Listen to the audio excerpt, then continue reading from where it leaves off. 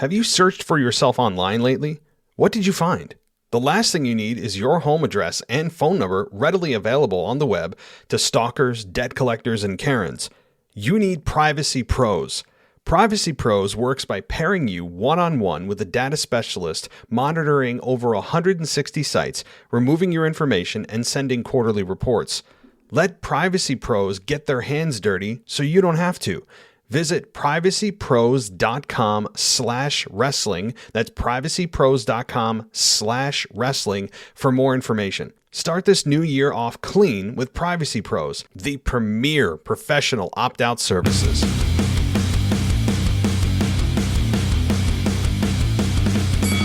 Welcome to the NXT Podcast, your home for weekly NXT reviews and insight. The beautiful part of NXT is that when one dream ends, another dream begins. Find all of your NXT news, recaps, and analysis right here. So with that being said, we only have one question for you. Are you ready? We thought so. Let's get the show started right now.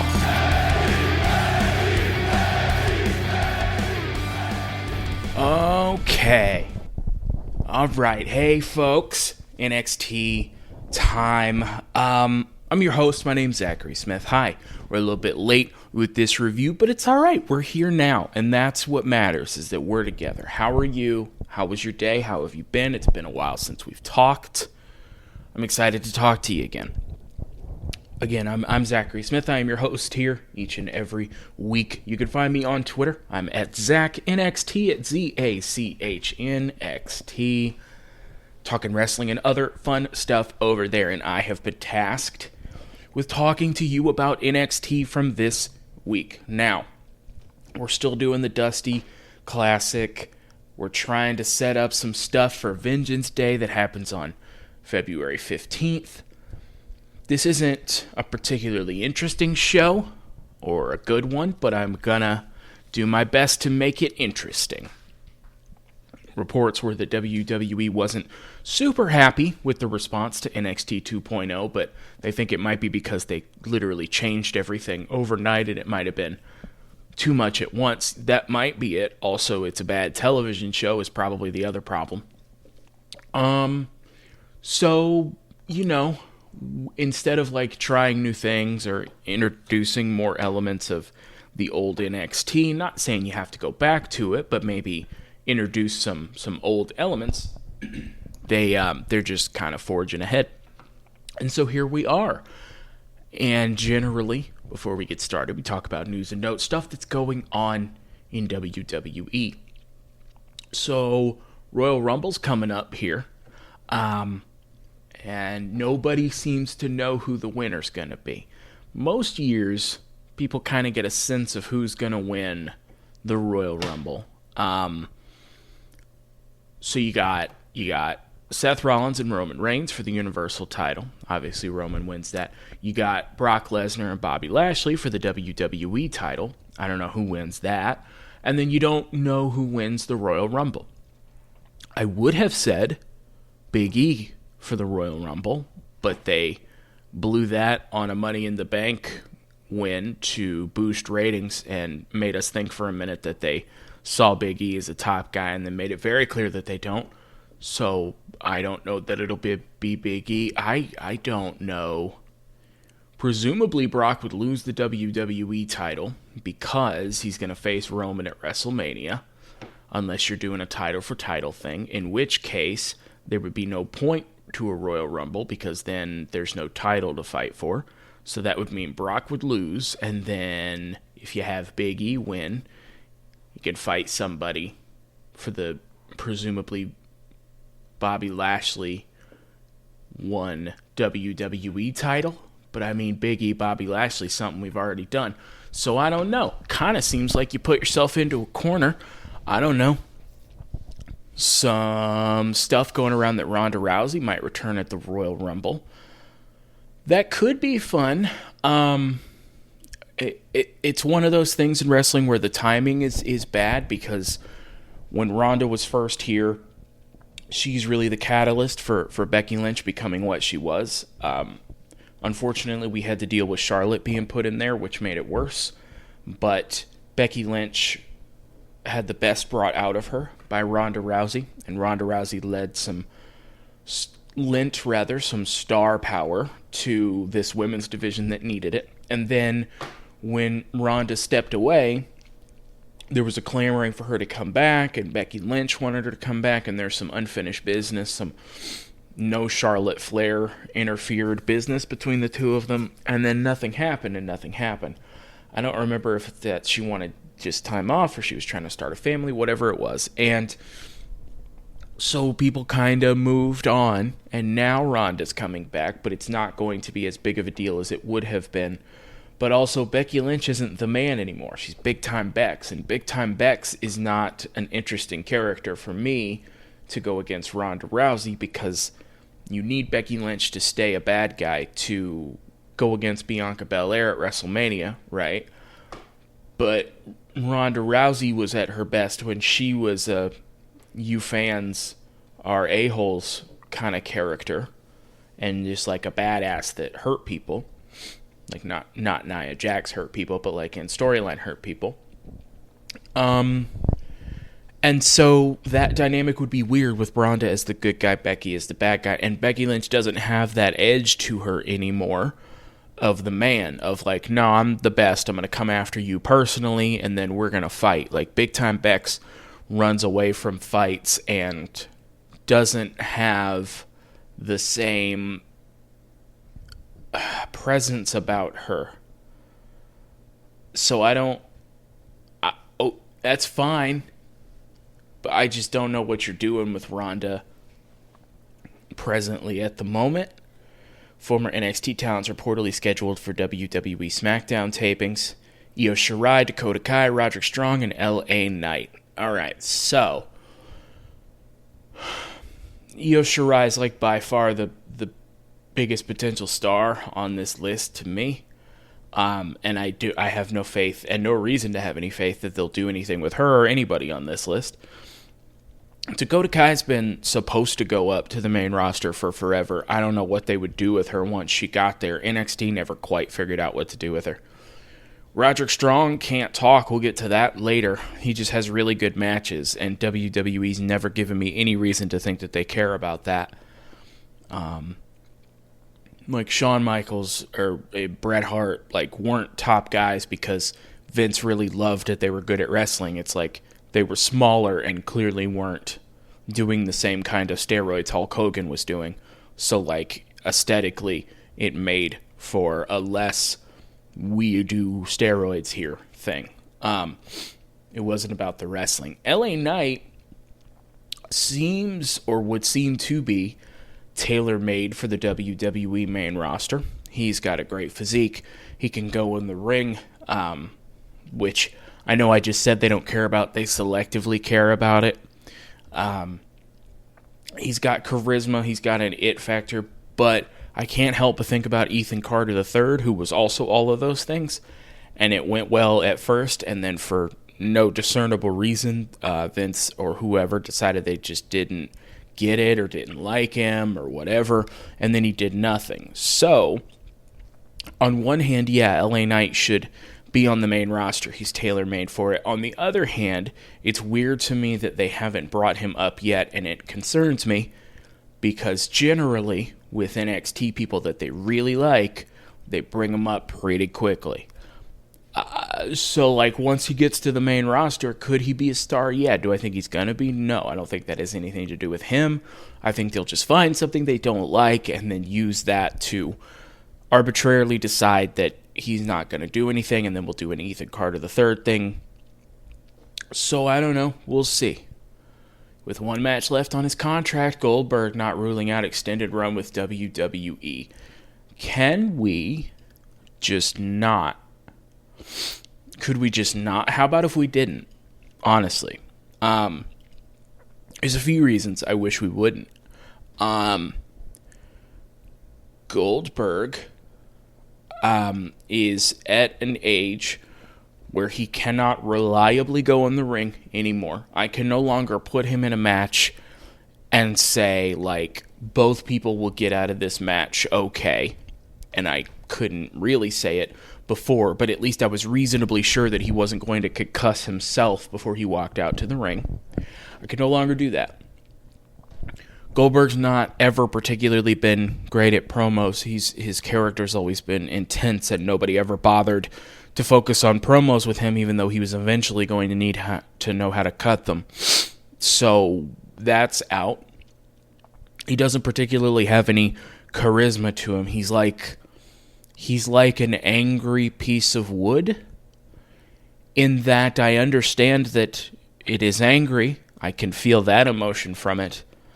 But other than that, it is just a plank of wood. Which is to say, if you equate anger with charisma or intensity or something interesting, then that's fine. He can do that for you. If you prefer like any other emotion on top of that, and like if somebody's just angry all of the time, it kind of is tiring, then you would have gotten sick of Goldberg a couple of years after he debuted. And certainly after he finally lost in WCW, and then nothing interesting happened with him. And it's not really, I even think, mostly his fault. I think he was always put in to be a bull in a china shop. And they never thought about, well, what do we do once people aren't freaking out just because he's here and he's undefeated and he spears people? Should we teach him like to talk, or, how to be interesting with his facial expressions, like outside of the ring, or teach him another emotion? And they were just always like, no, we're good. And so now we have this character that's not a character, and I don't care about him.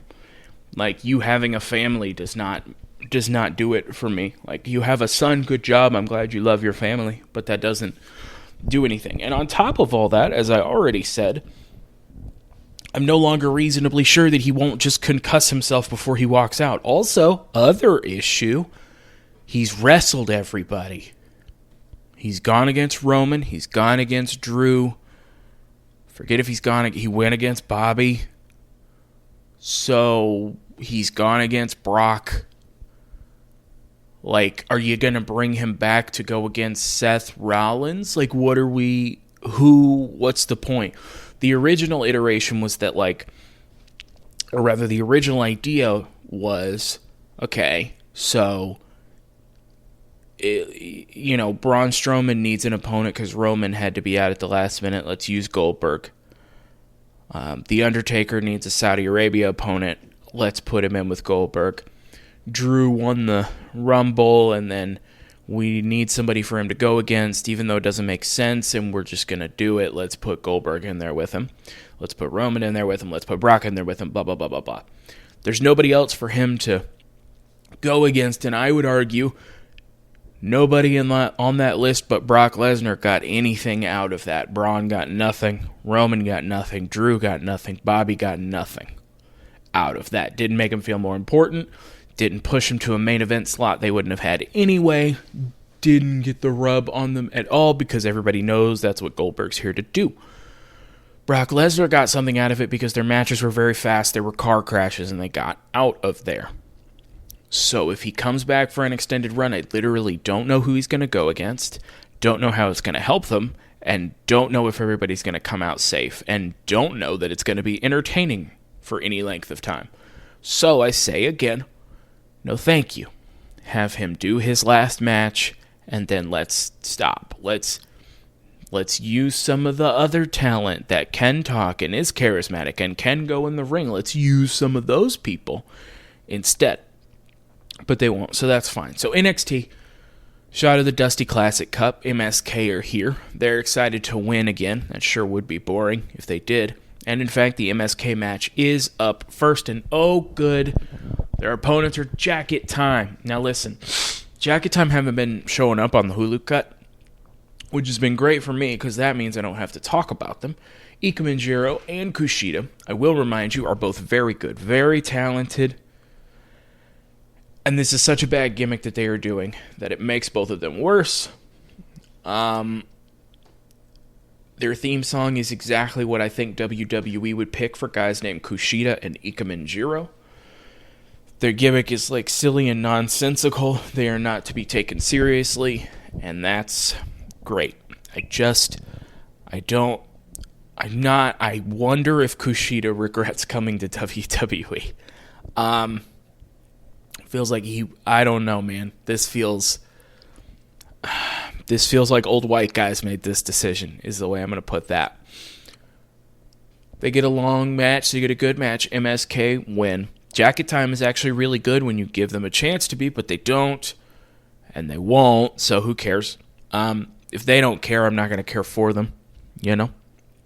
So MSK is almost to the finals to maybe face probably the Creed brothers. They all shake hands and bow to each other. We go to commercial. When we come back, Santos Escobar is here with Legado del Fantasma. Says he despises Braun Breaker, basically because Braun got here too fast. And that he won the NXT title before Santos. Before Santos can further explain himself, he is in fact interrupted by Braun. Braun says, let's get to it, shall we? He says, I think you're a great superstar, but you're insecure. You need Legado. He said, you're right, we did have a similar upbringing, but my family taught me to handle business head on. So Santos starts to say, don't talk about my family. And Braun says, cállate. The champ is speaking. And Santos and the crowd are so surprised that this white dude knows one word of Spanish that there's a hush around the crowd. And Santos looks at him like he cannot believe he learned one word. All he said was, cállate. It wasn't. So Braun says, make the challenge and I will accept. Santos says that things are done on my time, and when I'm ready, you'll know. And this sure is stupid and pointless, but sure. Santos gets out of the ring. Legado tries to attack Braun, but he takes them out.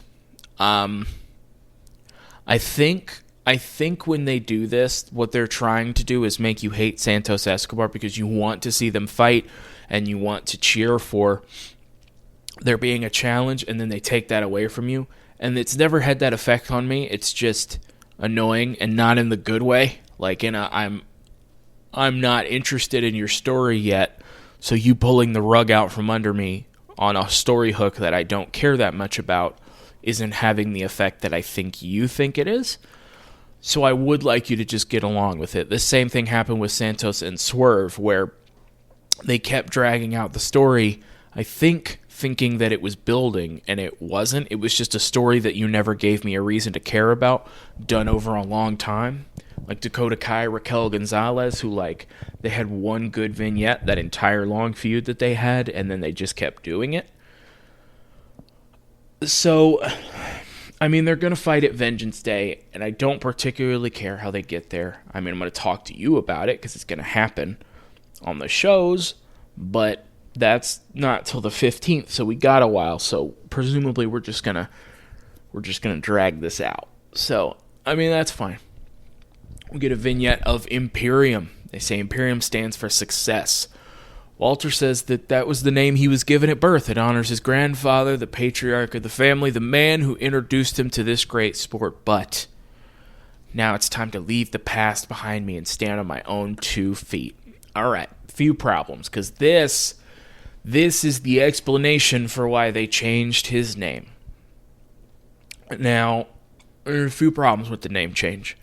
One being that I still know that Gunther is short for Gunther Stark, Nazi U-boat captain, blah, blah, blah, 1944. I said it enough last week. So I know that Gunther's just short for Gunther Stark, so I still remember. But also, Gunther's just a worse name than Walter, and I got used to Walter on your television show. So it's like you're changing it for no reason, even taking away the Gunther Stark thing, which I won't because it's short for it. So it's just a worse name that is changed for no reason.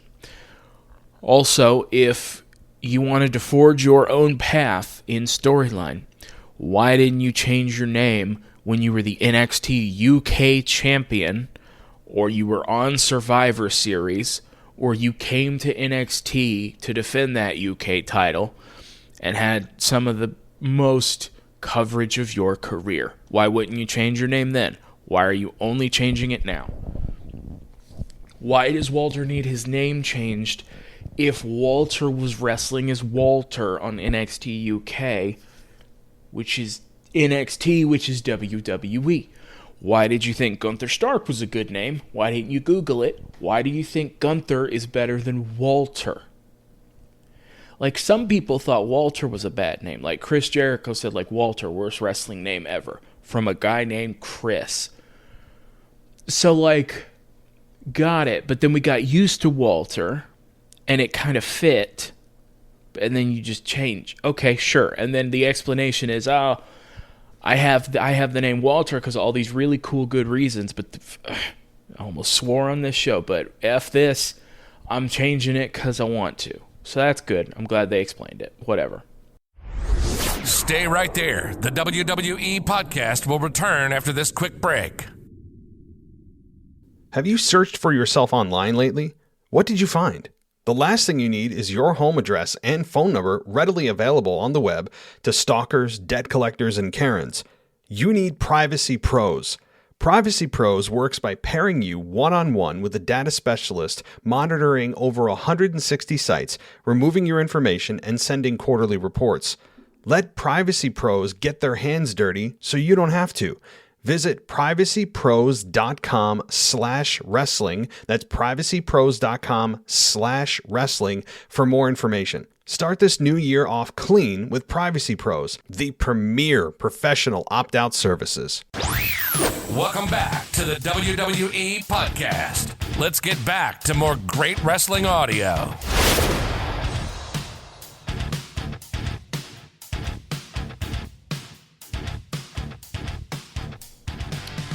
They keep saying Gunther like it's going to make me get used to it, and it's not. Malik Hayward, Andre Chase are here. Last quarterfinal match against Grizzled Young Veterans. Grizzled Young Veterans win, obviously.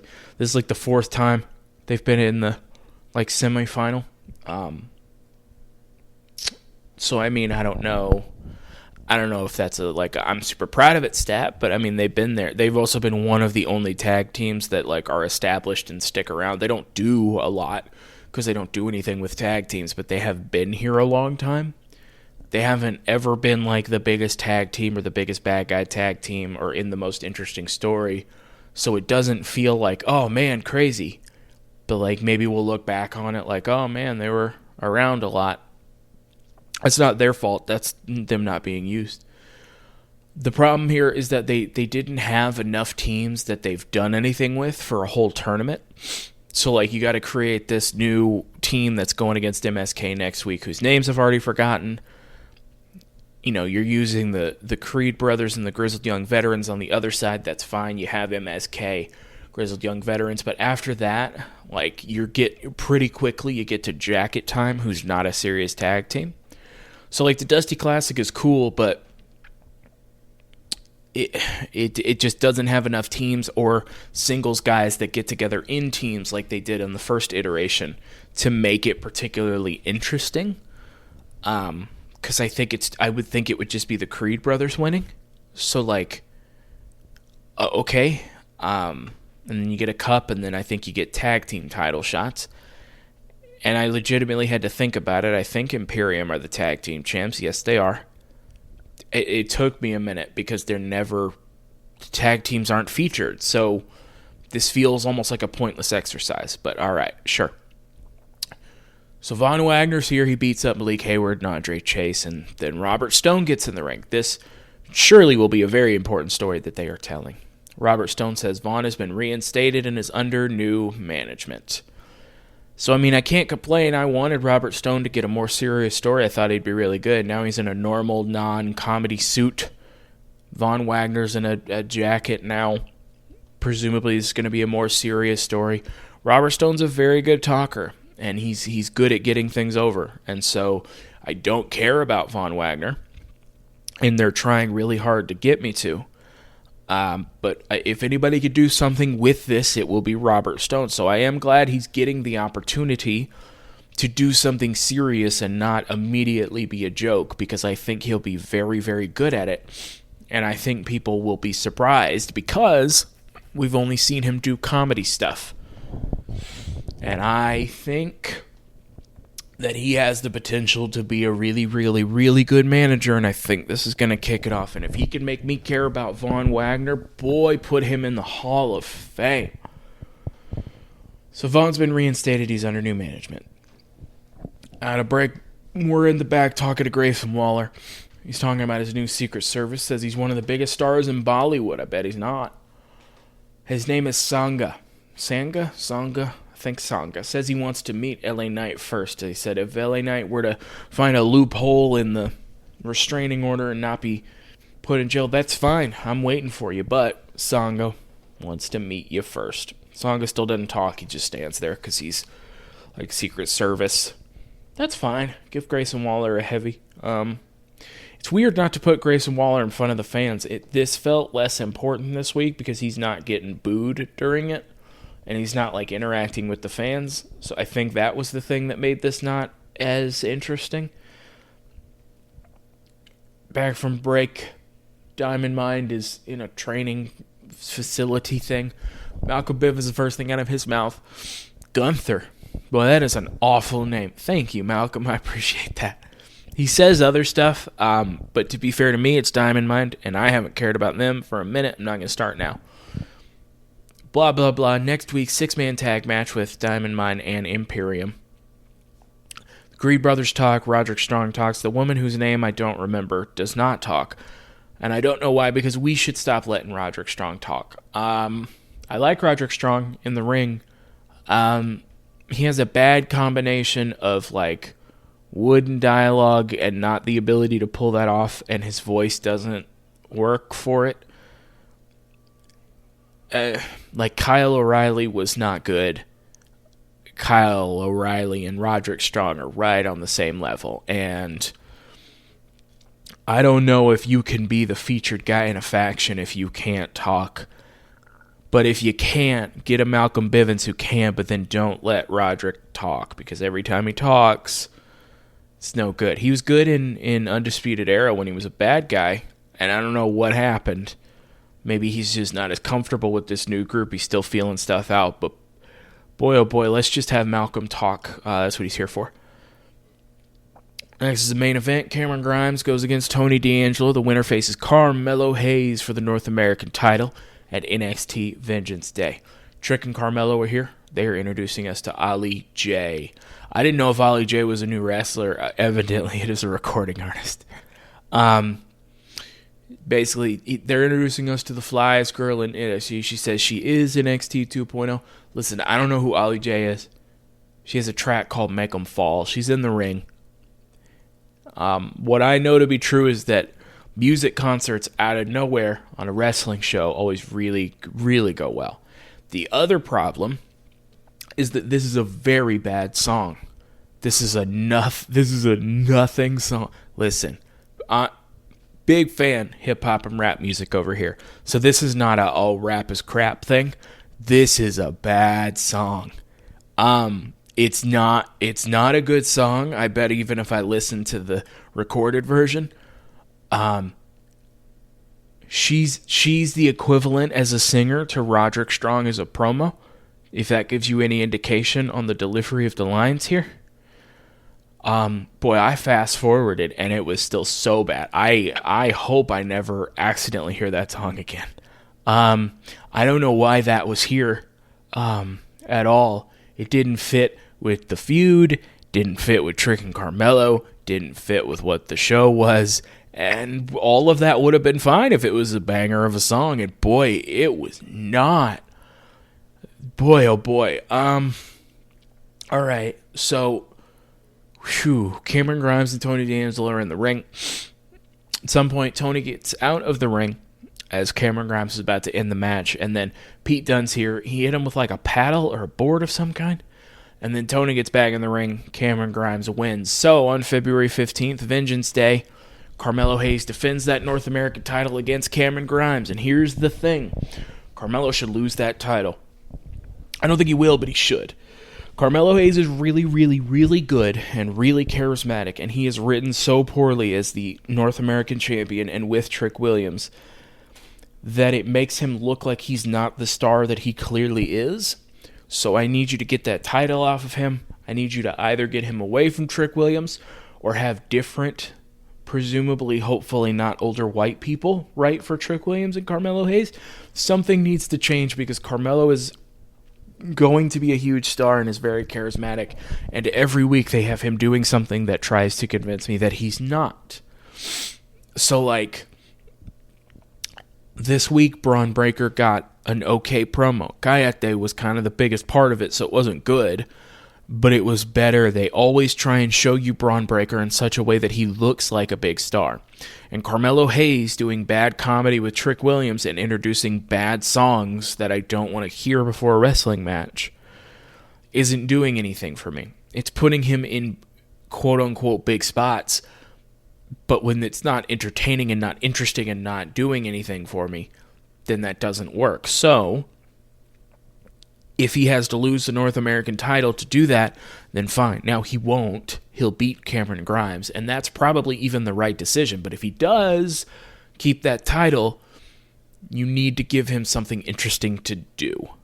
Because right now, you haven't given me anything except he's really good in the ring, so despite your best efforts, he's had really, really, really good wrestling matches, which I know they don't care about, but I do.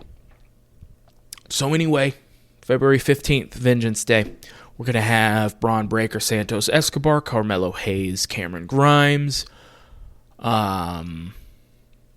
Let's see, Toxic Attraction and Kaylee Ray, and maybe Raquel and Cora, or Persia and Indy. I don't know. Presumably MSK or the Creed Brothers versus Imperium. It should be a pretty good card if they just let him wrestle. I don't know. Let me know what you think. One more time. At Zach NXT on Twitter, at ZACHNXT. Let me know what you thought of the show. What do you think of Vengeance Day so far?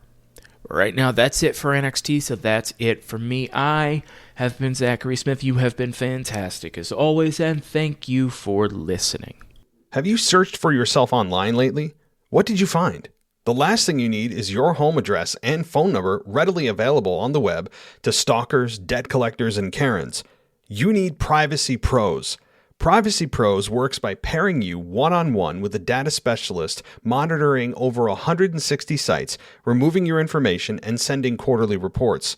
Let Privacy Pros get their hands dirty so you don't have to. Visit privacypros.com/wrestling. That's privacypros.com/wrestling for more information. Start this new year off clean with Privacy Pros, the premier professional opt-out services.